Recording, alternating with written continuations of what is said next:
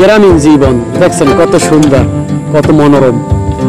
আর হইলে আসলে ভাষায় প্রকাশ করতে পারতেছি না, এত সুন্দর পরিবেশ। আপনারা দেখেন বাড়ির উদ্যানে কত সুন্দর হইলে ইরিদান যারা আসলে আমরা বড় দান কন মরা কই বরিশিল্লারা ইরিদান দেখেন, সবাই মা চাষিরা ভাবিরা বাইর পোলা বাসাচারা সবাই ধান হারা নিয়ে ব্যস্ত আছে।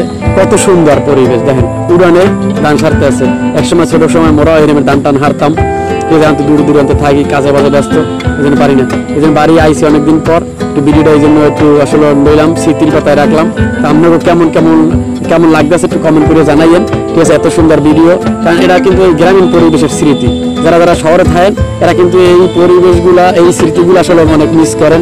আমি বুঝি যারা গ্রামে বড় হয়েছেন, একসময় তো যারা গ্রামীণ মানুষ, আসলে মানুষের শিকড়টাই তো গ্রামে।